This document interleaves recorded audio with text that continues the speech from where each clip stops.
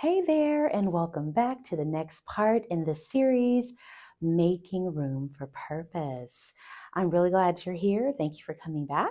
And if you've gotten to this point, I am assuming that means you have subscribed and you're receiving notifications when I post new content on my channel. And if so, then thank you for subscribing. I really appreciate it. If that's not the case, however, and this is your first time tuning in, I do hope that you will check out the first part of this series and that you will like and subscribe so that way in the future you'll receive future notifications that I hope are coming through sequentially because I did I did record them in sequential order. But anyway, they're not difficult to understand, so if you have to catch up, that's okay. Anywho, I hope you enjoy the content presented and that it causes you to subscribe. I greatly appreciate it. Plus, it helps my channel grow. So let's jump right into this part of the series. I hope that you enjoyed the first part, but this is about self-discovery. So we're going to dive a bit into self-discovery and how self-concept and self-belief and your core values are interrelated, how they are important to understanding and discovering our true selves. Because exploring, knowing, and understanding who you are, how you are, and uncovering your strengths and weaknesses helps to further clarify your purpose. Self-discovery, self-awareness, self-concepts, understanding these components of your character are key in discovering and finding your true purpose in life. In understanding what self-discovery is, for me personally, with my past experiences and because of my training as a coach, I believe self-discovery generally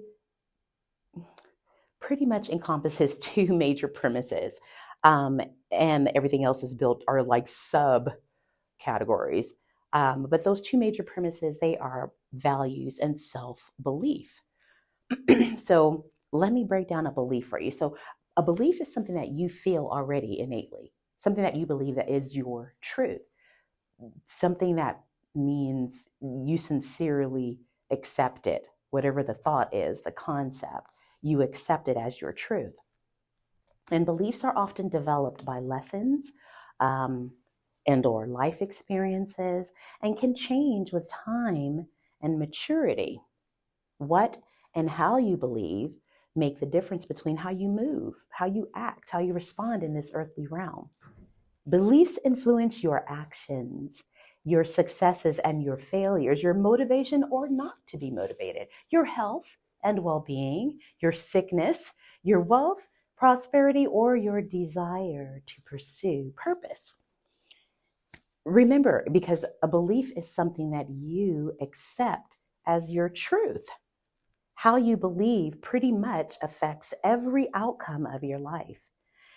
Even your cultural influences and or associations with others have an effect on how you choose to believe.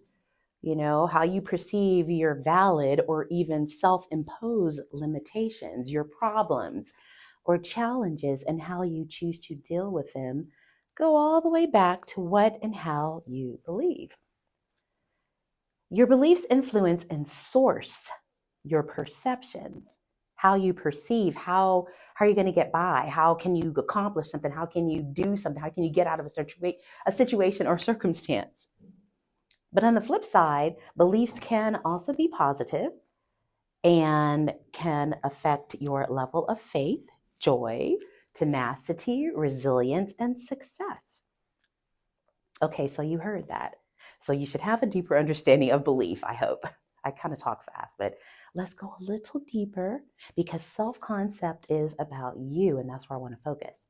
Self-concept is your perception and belief about yourself. Self-concept, self-awareness, or self-belief is what you believe about yourself personally. Your capabilities, your strengths, and your weaknesses. Like how good you feel about you, about yourself, and how you show up in this world. But I believe that you're not your introduction to how you feel about who you are is first established in childhood. Right away, right away we are introduced to our habitat. Basically, conditioning begins at birth. Conditioning and development about self is started at birth. And unfortunately, we don't have any control of ourselves at that point, or what we pour into ourselves. We don't know how to feel about ourselves. But those who are responsible for our nurturing, our well-being, they have the ability to plant seeds and to help us set up on a foundation that is either positive or negative regarding self-concept. How or why? It's conditioning. Conditioning is the how, because our self-belief begins to form immediately based upon the level of love, nurturing, attention, or lack thereof received by our parents or caretakers. As we grew up, the seeds that were planted at home base, like how we were cared for, intentionally or by default, helped to develop our conditioned belief about who we are. And with that foundation, additional external factors, social factors, like when you first entered grade school or high school or middle school, those are social settings outside of your home that further influenced your concept of self, how you were received in that environment. And they either reinforced and strengthened the foundation that you were conditioned to at home. They either strengthened it positively or negatively, or it weakened that foundation that you were exposed to at home negatively or positively. And grade school and elementary school are just the first external influences that affect self-concept. But it could be any social experience, life experience, interactions with others, our relationships. All of these things contributed negatively or positively to our self-concept, or what we believe about ourselves today. So basically, how you believe about yourself in this very moment is exactly who you believe that you are. How you believe about yourself and what you believe about yourself has a profound effect on your mental well-being. Additionally, wherever your self-concept is, or where you find yourself today in how you feel about yourself, either thinking about yourself negatively or positively, either way, self-belief greatly influences your level of confidence, your outlook on life, self-esteem, and your motivation for discovering and or pursuing purposeful endeavors. I know I said a lot. Like that was a whole mouthful, even for me. And I usually go deeper in my coaching sessions, especially when I am helping someone overcome, negative self-concepts or self-limiting behaviors or thoughts or actions. And in my sessions, we examine those thoughts. We examine their origins, and then we expose and dispel the lies of those self-limiting beliefs, because those are lies. And then we shed the light of truth on them and reaffirm and validate what the truth really is, so that the person that I'm coaching can tap into purpose and their true potential. But I digress. I'm just doing this mini series to wake you all up a little bit regarding the possibility of purpose. And I wanted to offer some concepts to consider in clarifying what your path to purpose might develop from. So let me finish this part of the series on self-discovery, and I'm going to move on. Okay, but if you need a coach, hey, I'm available. So before we get into the thick of it, I can go deep, y'all, but let me finish this portion. But along with the developing a positive self-awareness or positive self-belief and knowing and understanding what it is that you value or what your core values are, they help further define and formulate more ideas about where, how, or in what areas you might be able to discover and pursue your purpose in. So we're talking about values, your core values. And values, they're also developed and they change over time, just like your self-beliefs. As our self-awareness, though, becomes more defined and developed, or as we mature, our values may also as well.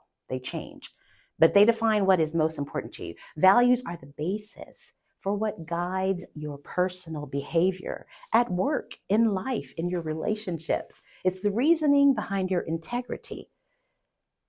The thing about values, though, is that oftentimes we don't know how to define them ourselves or how to attribute or associate a value with how or why we make certain decisions. Most of us, we're not even consciously aware of the fact that maybe what drives our passions, our goals, and or our behaviors are a result of what we value. Like, for instance, what influences your decisions can be things that you feel very strongly about or passionate about. And values are a result of how you live every day. What makes you act the way you do towards others? What motivates you to show up every day in the way that you do? Complete tasks or not, be a good parent, a good lover, an exceptional student, wife, husband, friend, etc., etc., etc. Discovering and understanding what it is that we value really does help us to define and further clarify purpose. Because in doing so, we are focused in on getting in touch with our true selves and can then be more proactive in the building and creating of the life that we truly want.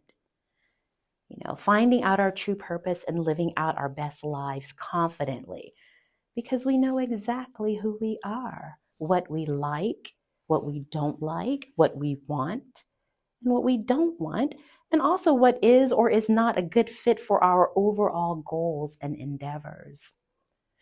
With both positive self-awareness, confidence in how we self-identify, awareness and clarity of core values included with that, which are the driving force behind our most important decisions.